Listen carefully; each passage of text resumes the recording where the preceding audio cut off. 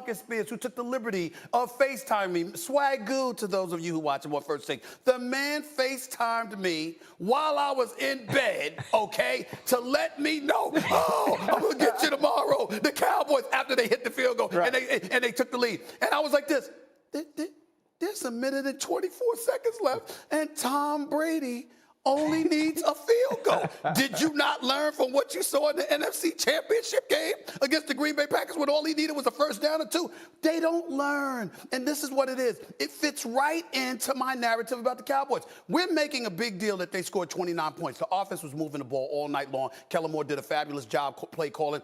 Dak looked absolutely spectacular as far as I was concerned. Mid-season form, considering the fact that he was hurt and he came back and this was his first game. But I'm looking at it and I'm saying, excuse me, you got Ezekiel Elliott, you got an offensive line, even without Zach Martin, is pretty damn good. And McGovern obviously filled in. He has some troubles, but nevertheless, he showed up. You got CeeDee Lamb, you got Michael Gallup, you got Amari Cooper. I'm supposed to be moved that you had 29 points? The question is, are you going to win the game? What is your defense going to do? And even though the defense wasn't as awful as we saw them historically be last season, in the end, Tom Brady had the ball with a minute and 24 seconds left, and all he needed was a field goal. It's laughable to me that people sit here and they're like, oh my goodness, did you see the Cowboys? It was a great game. Did you see them perform? Did you see what they did? I mean, we have to be so moved. Really? That's where we are? This is exactly what I told you. It plays right into my narrative. Dallas Cowboys should win the NFC East. Dallas Cowboys, quality football team, an elite offensive team. But what do I always say, Ryan Clark? Just wait. Take your time. Something will happen. And Zerline misses a 31-yard field goal, a chip shot. Oh, by the way, Dak Prescott took a sack before the half. Okay, oh, by the way, that same Zerline missed an extra point, too. I just watched it. I was like this. Do you not see? This is more of the same. The difference is, instead of ruining your season in September, the Cowboys have given you every indication they'll make things interesting past Christmas. But in the end, wait. Just wait for it. What can go wrong will go wrong. And that's exactly what we saw last night, which is of no surprise to me. Ryan Clark, what'd you think? I don't even know what to say. I mean, he didn't even come in as Texas Steve. This is actually Stephen A., who is this happy about the Cowboys just being the Cowboys. But even though Stephen A. said all of those things, I know that he saw Dak Prescott. I know that he saw what the Cowboys can do offensively. And I do think that they showed us that they're going to win the NFC East, that they have an opportunity to compete. And also, too, when you watch that game last night, it doesn't give me the feeling that the Dallas Cowboys have before.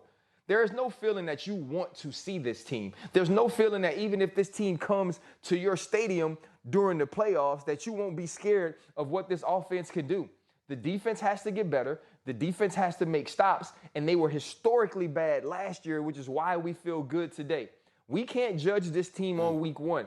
We have to watch them go forward. There were some positives, but it was still a loss. And we have to look at it that way. Stephen A., I want to show you something because we have received a tweet from a friend of the show. Sure. He is a regular tweeter of this program, and that is Tad Prescott, Dak's brother. And I have it, here it is. Wow, Dak actually getting some respect this morning on Get Up. All I've heard are these same guys badmouth and doubt. About time y'all open your eyes. Right. Well, that's not necessary. As Tad well knows, Dak has a lot of supporters on this program and some who don't. Let me say this. Yeah. Mad respect to him looking out for his brother. Right. Respect where you're coming from in all seriousness. Always. If you're going to call and chime in, could you at least show us the courtesy and respect of being honest? Don't lie on us. We all respect the hell out of Dak Prescott. We all have raved about Dak Prescott. We all were pushing for him to get his money, which he so richly deserved. And I personally was furious when he got hurt because I was scared that was going to be used as an excuse not to give him his money. We can hate on the Cowboys all we want to, but to Mr. Prescott, the brother of Dak Prescott, just tell the truth That is not the case. Dak Prescott gets a lot of love. It's them damn Cowboys who do not. Let me ask you this, though. For those, did he elevate last night? Which is to say, I think there were two camps. To Tad's point, there were some who thought Dak was merely a good quarterback and some who thought he was a great quarterback. Okay. Did the good people, the people who thought he was merely good, do you think that should have been elevated by what he gave you last night? It should have been elevated, but let's put everything in the proper context. And let me be very clear and honest. All of these guys here are more qualified than me to answer that question. Rob, Sam, Ryan, even Dan covering the NFL as extraordinarily well as he does. Let's understand something here. Whitehead was hurt. He didn't play, okay? You got the cat, was it Bunting that separated his elbow? Yeah. That separated his Murphy elbow? Bunting. They were decimated in their secondary. That's why Cockrell found himself in that situation with Amari Cooper and Izzo. We understand that they were at a disadvantage secondary-wise. Their front seven is elite. Their secondary not so much. And when you consider the fact that the real strength of the Dallas Cowboys offense, at least at this particular moment in time, is their ability to throw the football because they got three wideouts who can hurt you big time, the reality is that you got to take that into consideration when you're thinking about Dak Prescott throwing the football